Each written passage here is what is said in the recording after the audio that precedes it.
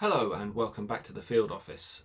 Today I am looking at one of the items that I previously reviewed on From Tailors with Love. Now this is one of the most popular reviews on there, and it is this. This is my Barbour Commander's jacket, which I purchased in 2013, about a year after the film.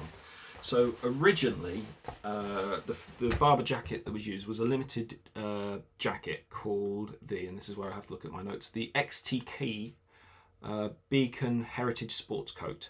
So and it was modified. It had zippers over the collar and a hood and other bits. So this is actually, Barbour took the modified version of that jacket and made this, which was called the Commander's jacket at that point in time. Over the years, the Commander's jacket came out in olive and in navy, as well as a navy quilted jacket, which I also own. Just going to focus on the wax jacket today. So, reason for it, when I'm recording this, it is coming to late February. We have had very cold weather, very wet weather, so something like this has been great to wear over this wet and rainy and cold period of time. Now, it doesn't look like a very heavy jacket. It actually looks quite thin and, there's not much to it. However, being a wax jacket, it is very insulated to the point where just having I've got just a t-shirt and the Peel Oxford collar on under it, and you can get very hot very quickly, especially in my office. But outside, you just still feel toasty and warm in this. It just keeps you well insulated, keeps you nice and warm, especially in the wet weather. I've taken this jacket with me to over the fields. I've gone out to various holidays where we've gone hiking in the rain, and Cotswolds and other locations like that. And this has been just great to have because it just keeps you so nice and toasty. Now, what you've got on it, you've got two inner pockets, so one on either side here. You've got your patch pocket on the outside, which I don't ever really tend to use. You've got two big pockets on the side. This one actually has a coin pocket, which I also keep the little throat guard, so if you really want to do it up because you're getting all wet and windy, that locks you in, so you become completely watertight. You've also got these two pockets on the back. Now, my understanding on this, so it goes all the way through. My understanding about those two pockets is that if you were hunting, or shooting I should say, and you shot your pigeon or other fowl that you see in the countryside, once you've got it, you would put it in that back pocket and hold it to carry home.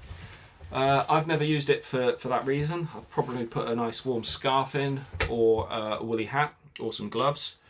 But yeah, never put any dead livestock in there. Now this jacket requires re-waxing on a fairly regular basis. I tend to do mine every 2 or 3 years, just because of the amount of times I wear it out in the year. I tend to only wear it because it's such a heavy, well, it's not that heavy, but it's such an insulated jacket. I only wear it in the cold weather. The navy quilted jacket I wear more often throughout spring or autumn time because it's not so insulated as this is. But re-waxing you can either do yourself, you can buy a tin which costs, I don't know, probably around £15 now. Last time I had this waxed, it was I think about £35 to send to Barbour to do it. And I tend to do that sort of in the spring or summertime out of season, so that when you get it back, it's ready for that winter period. I also, for storing it, because of the waxy nature of the jacket, I put it in a suitor just so that it doesn't transfer any of the wax over to any of my other jackets. Now, as you can see right now, I've just got it fairly casually with the screen accurate sweater from Skyfall. But if I put the lapels down, I think you kind of get this nice sort of 3-roll-2 looking jacket. You've got like your notched lapel there.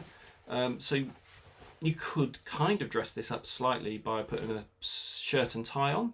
I think that would make it look like, you know, like Roger Moore in Moonraker, where he's gone shooting. You could potentially use something like this. You've got your patch pocket, like on a tweed jacket, so it's a nice alternative that you could have for that. I think it can look quite smart as a jacket. I've never really actually worn it with a shirt and tie before, so it might be something that I try to do just to see what it looks like. The details on the jacket are quite nice as well. You can see the shoulders here. They're just slightly different. You've got your leather trim on the back of the collar there, but you know, putting it up, popping the collar, again, just keeps you nice and warm. I love this coat. I love this jacket. It's such a heritage piece as well. The quality of it, you can feel, is second to none. The detailing, like got leather trim on the cuff. You've got the you've got these bits on the side here as well, kind of just like you know, arm elbow patches almost. It's such a lovely jacket. Currently still available. So back in 2013 I paid £399 for this coat. It is still £399 for this coat. It's this is where I'm looking online as I'm talking to you on the camera. It is currently called the Beacon Sports Wax Jacket, and it is available in olive and black. It's the first time I've seen the black version of that jacket, but options. I would go with the olive again. I've got the navy quilted one, which I love, but I think the olive looks better in this. But again, up to you. So £399 for this jacket. That it's held for 12 years. I mean, that's pretty good considering the price of things and inflation over that time. So I think it's well worth an investment into that. And you know, mine's 12 years old. It looks really, really good still. I can't recommend this enough. So something for you to consider. I hope you've enjoyed this video, me rambling on about this jacket. So here I've just added a shirt with a knitted tie in brown, which I think is more sort of country appropriate. So this is sort of the country gent look, I would say. I mean, I don't know if this is something I would do on a regular basis. Let's just get that out there. But I think it can be done. I think the jacket can look smart enough to be able to warrant just picking a shirt and tie to go with it. Maybe a pair of sort of flannel trousers and some good brown boots. But yeah, I can see this. Add a hat, maybe a flat cap. Yeah, sort of, you know, country manor, Lord of the Manor type look, maybe. But yeah, I could see this working quite well. Interested to see what your thoughts are.